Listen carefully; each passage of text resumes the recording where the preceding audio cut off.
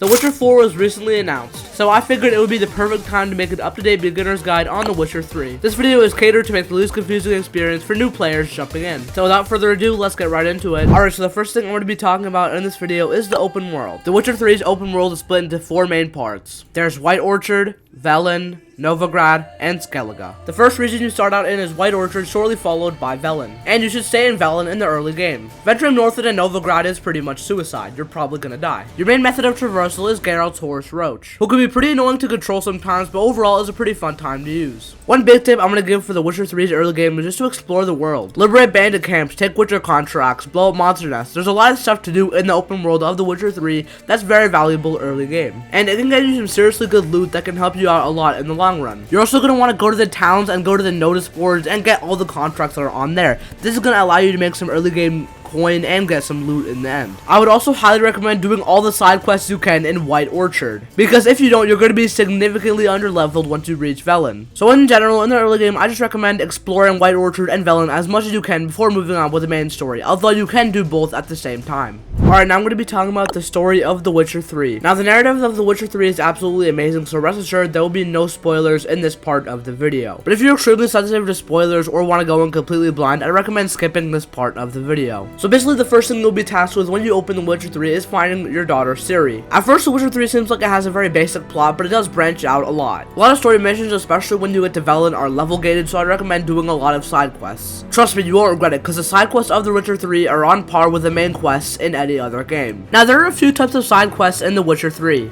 all of which are amazing. You have Witcher contracts, where basically just jobs Geralt will do, where you have to hunt a monster, discover clues, and kill it in the end. And then you have the main side quests, which feel like main quests. They have a really intricate story, and they're really fun to do. But I honestly found Witcher contracts fun too, because it allows you to roleplay as a Witcher. Now, I'd recommend doing Witcher contracts first, because as long as you're the right level, they're not too hard, and they allow you to earn some good coin. And if you feel confused on The Witcher 3's narrative, because it can be a little bit convoluted, I recommend reading the character bios in the game, or watching some lore recaps on YouTube. Because this is, after all, the third game in a long-running franchise, but I think many people, myself included, just played this game as their first exposure to the Witcher franchise, so I think it holds up fine in that respect. Like, to this day, I still have no idea what happens in the first 2 Witcher games, but it really doesn't matter because I was able to understand this game's narrative fine. This game also has roleplay options, where you can either portray the money-hungry Witcher or the Witcher that'll help people through the good of his heart. So overall, I don't think The Witcher 3's narrative is too confusing, and a new player jumping in will be perfectly fine. I just recommend you do a lot of side quests because they're really good and they help you further the story and the understanding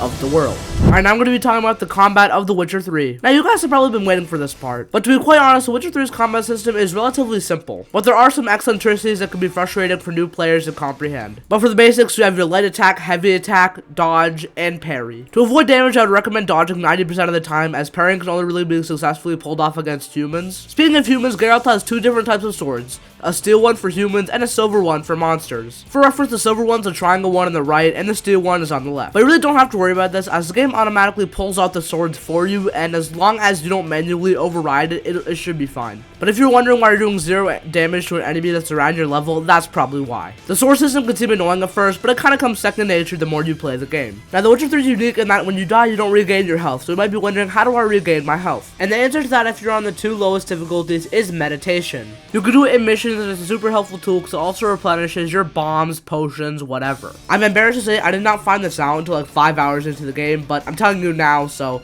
I'll save you the pain. But if you're on the 2 highest difficulties, that being Blood and Broken Bones and Death March, you can't meditate to regain all of your health. You need to prepare potions and eat food. In a similar vein to potions and food are signs which aid you in combat. There are 5 main Witcher signs. There's Quen, which generates a shield around you and protects you from one individual hit, no matter how strong it is. There's Igni, which shoots out a fire blast. There's Ard, which expels a force that pushes enemies back. Then there's Alchemy, which is essentially like a Jedi mind trick that you can pull off on enemies and friends alike. And then finally there's Yrden, which generates a shield around you, like kind of a circle on the ground that slows down enemies where they are. I'd say for me at least, the 2 most used signs by far are Igni and Quen. Igni has good upgrades, looks cool, and it's fun to use, while Quen is really overpowered, especially against enemies that are stronger than your current level. So now we've covered the basics of most of the elements in The Witcher 3. Now let's move on to the part that I got most confused on, at least in the beginning, and that is alchemy. Now, alchemy in The Witcher 3 isn't really that confusing. I just think the game did a pretty bad job of explaining it. Like, sure, the game explains it in text bubbles, but there are no real story mission things that actually use alchemy properly.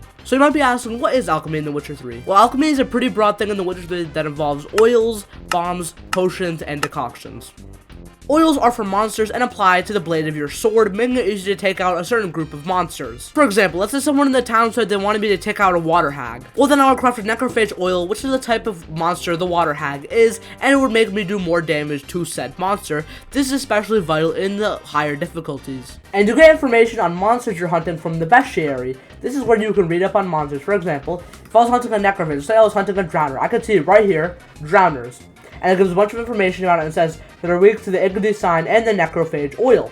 This applies to pretty much every monster in the game, and as I said before, it's especially helpful on higher difficulties, because you really need to prepare and roleplay as a Witcher in order to succeed in combat. Because after all, The Witcher 3 is a roleplay game. Sure, it doesn't have the freedom of a game like Skyrim, but it still offers many choices in its gameplay, and combat is one of them. Whether you prepare for combat or you just go in guns blazing, it's all up to you. Many players actually ignore alchemy on their first playthrough of The Witcher 3, me in particular. On my first playthrough, I really did not engage with alchemy that much, but I highly encourage you to, because it's a very fun mechanic of the game, and I'm sad I missed out on it, and on my second playthrough, it was a very rewarding game mechanic. Potions basically operate exactly how you would expect them to, where they inflict a different aspect on the wearer. For example, the cat potion makes you be able to see in the dark, the swallow potion makes you regenerate health, which is especially important on the highest difficulties, but overall, potions are probably one of the most vital aspects of alchemy in The Witcher 3.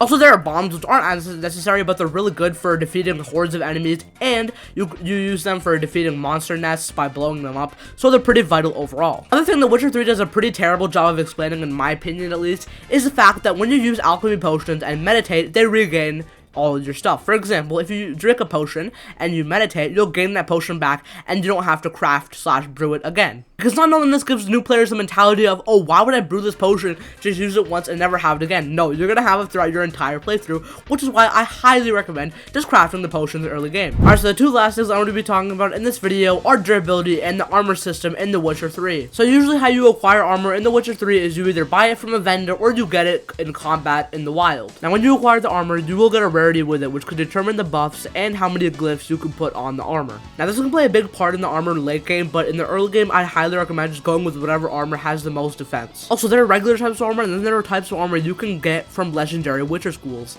that being Griffin, Wolf, Cat, Bear, and Viper. And, of course, there's Manticore, but those don't really have any buffs, so they're kind of not worth it. Now, this is definitely a late game element of the game, but I'd highly recommend you picking your playstyle early because each one of these armors plays into a certain type of playstyle. For example, Griffin plays into signs, Wolf is a mix of all of them, and Bear plays into combat. Now, I'm definitely not going to go too in-depth on these Witcher gear, so if you want an in-depth video, Neon Knight made a legendary video about how you can make a build for all different types of Witcher gear, so once you're pretty far into the game, watch that. Another thing you might notice is that your armor and tools wear down after a certain amount of time of using them. You can repair this by either going to a vendor, aka a blacksmith, or you have repair kits that you can use on the go. Overall, this is a pretty minor aspect of the game, it doesn't impact it too much, but if you neglect repairing your tools, they can become a lot less powerful, so make sure to do that. Alright guys, I think that's what I do for my beginner's guide to The Witcher 3. I hope you guys enjoyed it. This is my first video of this style, so let me know in the comments below, do you like it? Like, what can I change? You know, just give me some feedback. But yeah, I hope you really enjoyed the video. Also, if you enjoyed this video,